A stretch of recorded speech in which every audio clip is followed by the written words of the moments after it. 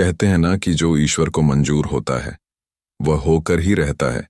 जीवन में जो कुछ भी घटित होता है वह किसी न किसी कारण से होता है। आखिर में यह बात कहाँ तक सही है? तो चलिए इसे एक कहानी के माध्यम से समझते हैं। और हाँ, आप लोग कहानी में हमारे साथ अंतिम तक बने रहे, क्योंकि यह कहानी आपकी सोच बदलने वाली है। तो चलिए बिना देरी किए कहानी को शुरू करते हैं। लेकिन हाँ मित्रों, उसके पहले आप लोग हमारे चैनल पर नए हैं तो मित्रों हमारे चैनल भक्ति गाथा संग्रह को सब्सक्राइब कर लें। चलिए दोस्तों, कहानी को शुरू करते हैं। किसी अंग नाम के एक राज्य पर राजा हर्षवर्धन का राज्य हुआ करता था। राजा हर्षवर्धन एक बहुत ही परोपकारी और दयालु स्वभाव के राजा था। जो कोई भी राजा के दरबार में फरियाद लेकर आता वह मुंह मांगी मुराद पाता था। उनके बारे में यह बात मशहूर थी कि उनके दरवाजे पर आने वाला कोई भी आदमी खाली हाथ वापस नहीं जाता था। एक दिन राजा के दरबार में एक आदमी आया। उसने राजा को प्रणाम किया और कहने लगा, राजन, मैंने सुना है कि आपके सामने जो भी फरियादी आता है वह कभी खाली हाथ वापस नहीं लौटता। अगर ऐसा है तो क्या आप मुझे 3 दिन के लिए अपनी राजगद्दी सौंप सकते हैं? और आप महल में जाकर आराम कीजिए और मैं राजगद्दी पर बैठकर आपका राजपाठ चलाऊंगा। राजा उसी वक्त राजगद्दी से नीचे उतर आया और फिर अपने दरबार में मौजूद सभी मंत्रियों और दरबारियों को आदेश दिया कि आज से ठीक 3 दिन तक सभी लोग इस आदमी के आदेश का पालन करेंगे। यह कहते हुए राजा ने उस आदमी को अपनी राजगद्दी पर बैठा दिया और खुद अपने महल में चला गया। वह आदमी 3 दिन तक बड़ी ठाट बाट से राजगद्दी पर बैठा रहा और पूरे राज्य का शासन चलाता रहा। चौथे दिन जब राजा उसके पास आया और कहने लगा, भाई, अब तुम 3 दिन तक इस गद्दी पर बैठ चुके हो, अब राजगद्दी से उतर जाओ और अपने घर जाओ। यह सुनकर वह आदमी कहने लगा, राजन, पहले तो मैं सिर्फ इस इरादे से आया था कि आपकी दानवीरता की परीक्षा लूं, लेकिन सच में मैंने जैसा आपके बारे में सुना था उससे कहीं बढ़कर आपके बारे में पाया है। लेकिन अब 3 दिन तक इस राजगद्दी पर बैठने के बाद मेरा इरादा बदल गया है। इस राजगद्दी से उतरने का मेरा दिल नहीं चाहता। आपको तो सारी दुनिया ईश्वर का अवतार कहती है। मैं आपसे प्रार्थना करता हूं कि यह राजगद्दी और राजपाट ईश्वर के नाम पर मुझे दान में दे दीजिए। राजा ने जब उसकी बात सुनी तो राजा ने मुस्कुराते हुए कहने लगा, लो भाई, यह राजगद्दी और यह राजपाट आज से तुम्हारा हो गया। अब तुम इसे संभालो, मैं चलता हूं। यह कहकर राजा अपने महल में वापस आ गया। महल में आकर उन्होंने रानी को सारी बात बताई। रानी भी महाराज की तरह बहुत ही नेक दिल की थी। उन्होंने शिकायत का एक शब्द भी अपनी जुबान पर नहीं आने दिया। राजा और रानी अपने दोनों बेटों को लेकर महल से बाहर निकल पड़े। उन्होंने महल से जाने से पहले अपने राजसी वस्त्र त्याग दिए और साधारण वस्त्र पहन लिए। राजा को ईश्वर पर बड़ा ही विश्वास था। वह मन ही मन में सोचने लगा, लगता है परमात्मा ने मेरे लिए कुछ और ही सोच रखा है। राजा अपनी पत्नी रानी और दोनों बेटों को लेकर सफर पर रवाना हो गया। राजा सोचने लगा, कल तक मेरी सवारी के लिए सैकड़ों हाथी और घोड़े मौजूद थे, आज पैदल चलना पड़ रहा है। कल तक हजारों नौकर चाकर मेरे सामने खड़े रहते थे और आज कोई हालचाल पूछने वाला भी नहीं है। लेकिन राजा ने ऐसी हालत में भी शिकायत का एक शब्द अपनी जुबान पर नहीं लाया। पैदल सफर करते करते वह कभी 2 कोस चलता तो कभी 4 कोस। कभी कुछ खाने को मिल जाता तो भी भूखे ही रहना पड़ता, मगर इस पर भी उसने परमात्मा पर पूरा भरोसा रखा और हमेशा परमात्मा का धन्यवाद करता रहा। कुछ दिनों तक इसी तरह पैदल सफर करने के बाद वह एक नगर में पहुंचा और एक धर्मशाला गृह में जाकर ठहर गया। उस नगर के बाहर एक सौदागर का काफिला आकर रुका था। सौदागर अपने घोड़े पर सवार होकर नगर की सैर करता हुआ उस धर्मशाला गृह की तरफ जा पहुंचा जिसमें राजा और उसका परिवार ठहरा हुआ था। जब सौदागर की नजर जब रानी पर पड़ी तो उसे देखते ही उसने समझ लिया कि यह औरत किसी ऊंचे खानदान की है। वह मन ही मन रानी पर मोहित हो चुका था और उसने विचार किया कि क्यों ना इस औरत से मैं विवाह कर लूं। मन में कुछ सोचकर वह राजा के पास गया। सौदागर राजा से कहने लगा, हुजूर, मैं एक व्यापारी हूं। मेरा काफिला नगर के बाहर ठहरा हुआ है। मेरी पत्नी को बच्चा होने वाला है और इस समय उसके पास कोई ऐसा नहीं है जो उसकी देखभाल कर सके। मुझे आप एक बहुत ही नेक दिल और दयालु इंसान मालूम पड़ रहे हैं। क्या आप अपनी पत्नी को एक दिन के लिए मेरे साथ भेज सकते हैं? शायद उनकी वजह से मेरी पत्नी की तकलीफ कुछ कम हो सके, वरना मुझे तो लगता है कि वह जिंदा नहीं बच पाएगी। राजा और रानी सौदागर की बातें सुनकर कुछ घबरा गए। आखिर नेक दिल राजा ने रानी से कहा, अगर इस गरीबी की हालत में भी हम किसी के काम आ सके तो यह हमारे लिए खुशकिस्मती की बात है। तुम देर ना करो, और ईश्वर जाने इसकी पत्नी किस हालत में होगी। रानी ने अपनी जुबान से इनकार का एक शब्द तक नहीं कहा और उसी वक्त सौदागर के साथ जाने के लिए तैयार हो गई। धर्मशाला गृह से बाहर आकर सौदागर कहने लगा, मेरा काफिला शहर से काफी दूर है और मुझे यहां पर आए हुए काफी देर हो चुकी है। आप ऐसा कीजिए, मेरे साथ मेरे घोड़े पर बैठ जाइए ताकि हम जितनी जल्दी हो सके काफिले तक पहुंच जाएं।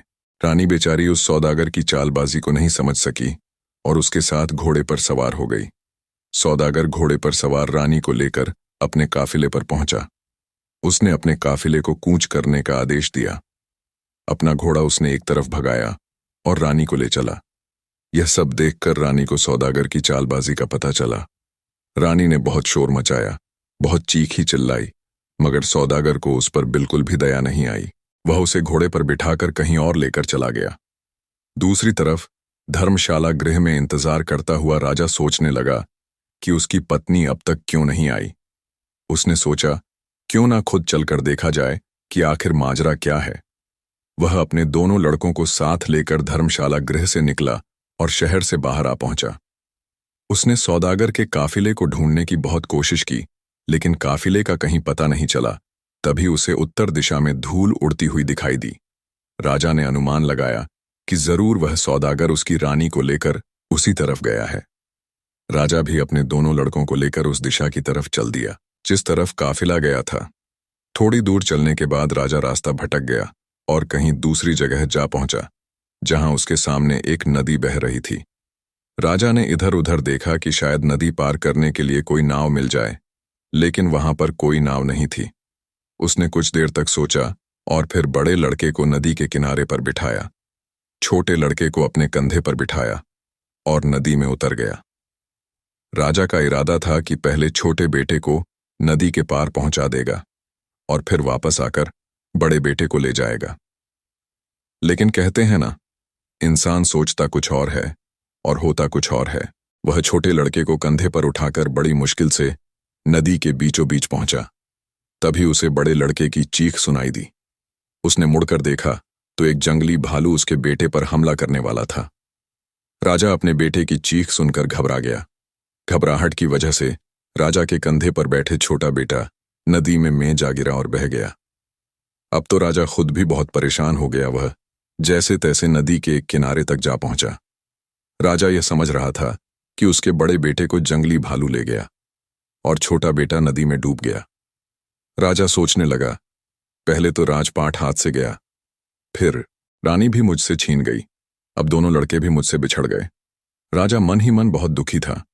इसी हालत में वह चलते चलते दोपहर के समय एक नगर के पास जा पहुंचा। उसने देखा कि शहर के बीचों बीच एक खुले मैदान में लोगों की भीड़ जमा थी। भीड़ को देखकर राजा हैरान हो गया और सच्चाई जानने के लिए उसी तरफ बढ़ने लगा। उस नगर का यह रिवाज था कि वहां के राजा की जब मौत हो जाती थी तो सभी दरबारी और मंत्री शहर के लोगों के साथ एक मैदान में इकट्ठा हो जाते थे। फिर एक बाज को उड़ाया जाता था। फिर वह बाज जिसके भी सिर पर बैठ जाता उसी को राजा मान लिया जाता था और वहां पर लोगों की भीड़ जमा थी। अब बाज छोड़ा जा चुका था, मगर अभी तक वह किसी के सिर पर नहीं बैठा था। कहते हैं कि भगवान की महिमा भी अपरंपार है। किस्मत शायद उसी राजा का इंतजार कर रही थी। जैसे ही राजा वहां पर पहुंचा, बाज जाकर उसके सिर पर बैठ गया। बाज को भी उसी राजा के सिर पर बैठना था।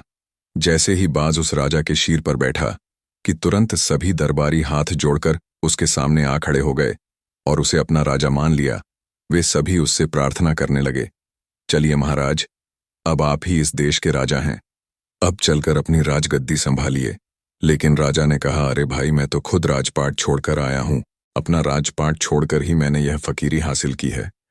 अब मुझे किसी भी तरह के राज्यपाट की कोई इच्छा नहीं है। राजा का ऐसा बात सुनकर दरबारी समझ गए कि हमें इससे अधिक अच्छा राजा नहीं मिल सकता।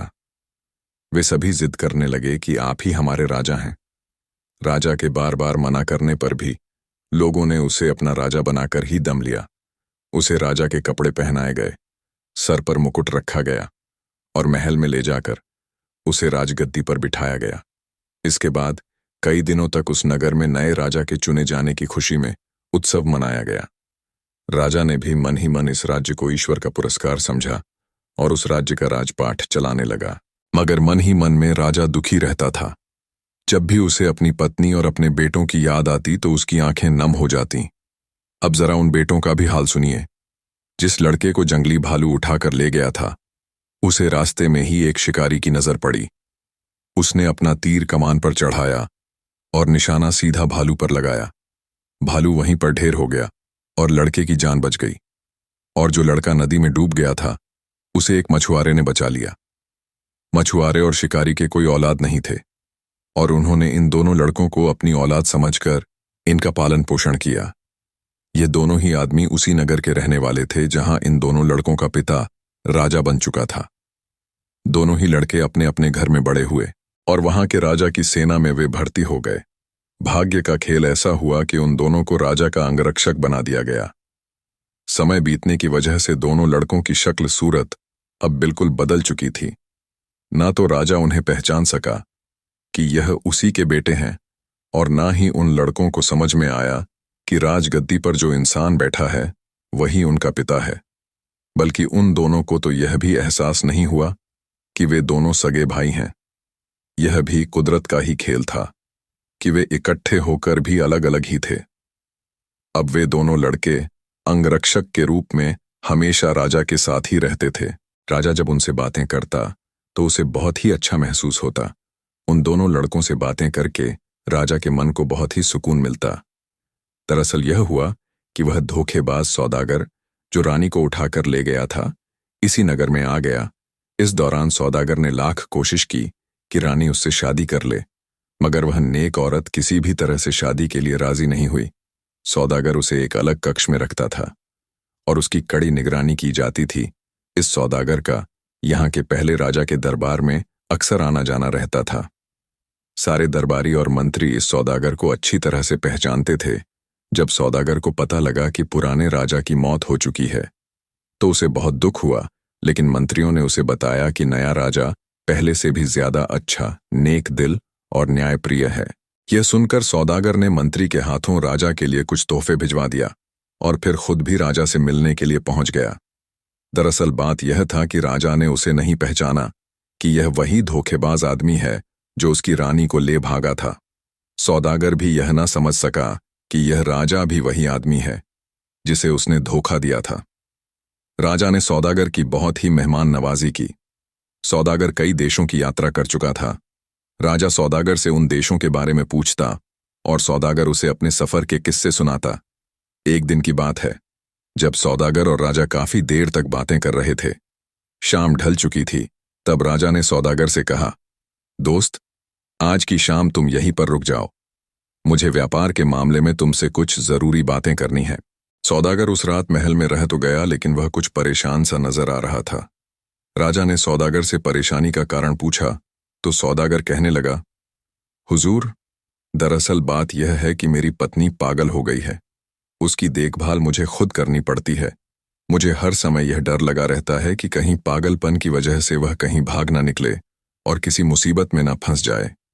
इस पर राजा ने कहा, तुम आज महल में ही रहो और अपनी पत्नी की चिंता मत करो, उसकी देखभाल का बंदोबस्त हम कर देंगे।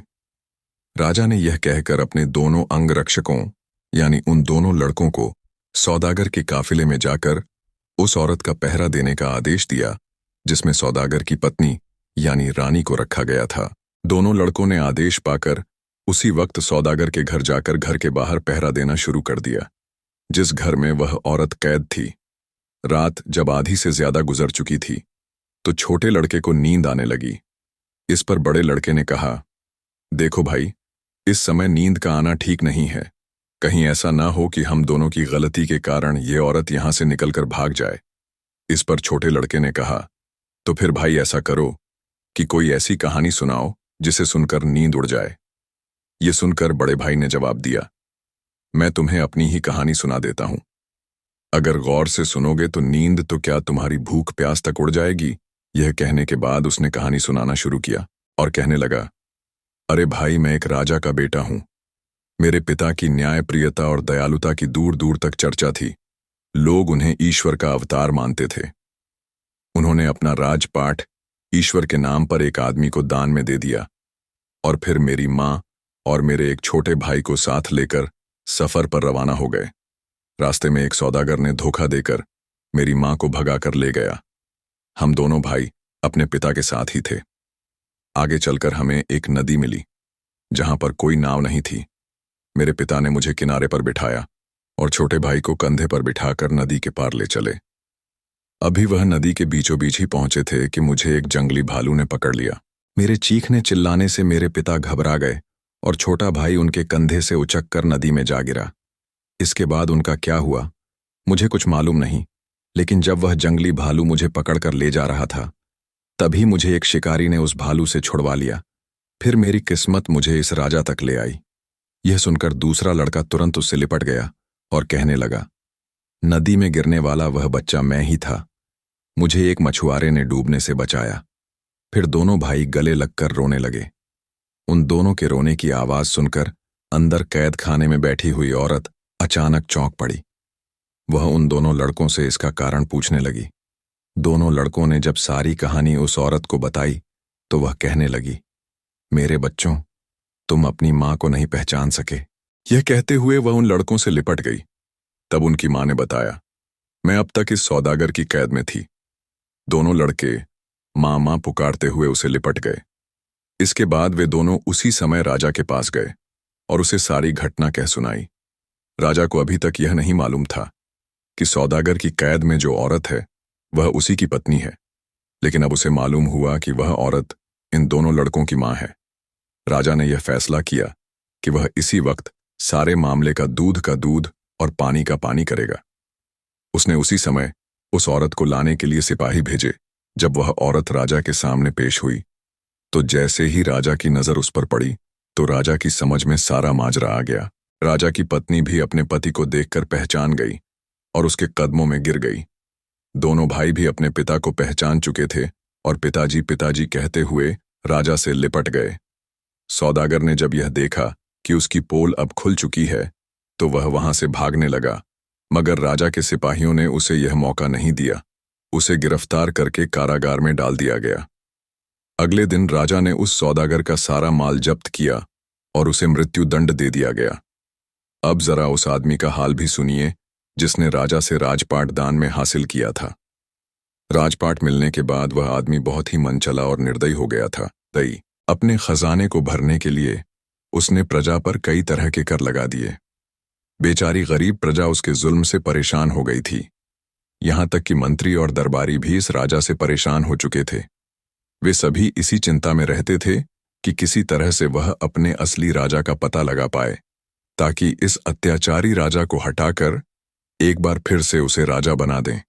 जब यह खबर उस राज्य तक पहुंची कि उनका राजा एक नए राज्य का राजा बन चुका है, तो एक मंत्री ने उस अत्याचारी राजा को जहर देकर मार डाला।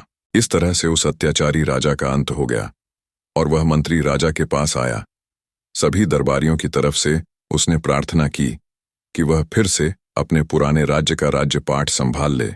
राजा के मन में भी अपने पुराने राज्य के लिए प्रेम जाग गया और वह अपने मंत्री के साथ उस राज्य में आया। इसके बाद वह वर्ष के 6 महीने वह अपने पुराने राज्य में रहता और फिर वर्ष के अगले 6 महीने वह अपने नए राज्य में रहता। इस तरह से वह दोनों राज्यों की बागडोर संभालता था। कुछ ही वर्षों के बाद जब राजा के दोनों पुत्र राजपाट संभालने के योग्य हुए तो राजा ने उन दोनों को एक एक राज्य का राजा बना दिया। इस प्रकार से राजा और उसका परिवार अब खुशी खुशी जीवन जीने लगे। दोस्तों कहते हैं कि ईश्वर को जो मंजूर होता है वह होकर ही रहता है। जब हम अपनी राहों में आने वाली मुश्किलों को समझते हैं तो हम जान पाते हैं कि हर बाधा हमें एक नई दिशा देती है। कभी भी अपने प्रयासों से पीछे मत हटो, क्योंकि ईश्वर पर किया हुआ विश्वास हमेशा हमारे साथ होता है। अगर हम ईश्वर की इच्छाओं के अनुसार चलते हैं तो हमारे सपने साकार होते हैं। संघर्ष से ही सफलता की ओर रास्ता खुलता है और यही जीवन का असल सच है। कभी भी हार नहीं माने, क्योंकि सफलता उन्हीं को मिलती है जो अपनी पूरी मेहनत और ईश्वर के प्रति विश्वास बनाए रखते हैं। चाहे रास्ता कितना भी कठिन हो, अगर हमारी नीयत सही है तो ईश्वर हमें वह ताकत और दिशा देंगे जिसकी हमें जरूरत है। दोस्तों, अगर आपको यह कहानी पसंद आई हो तो हमें कमेंट करके जरूर बताएं कि आपको इसमें सबसे अच्छी बात क्या लगी। और हाँ, हमारे चैनल को सब्सक्राइब करना ना भूलें ताकि आपको ऐसी ही और भी प्रेरणादायक कहानियां मिलती रहें।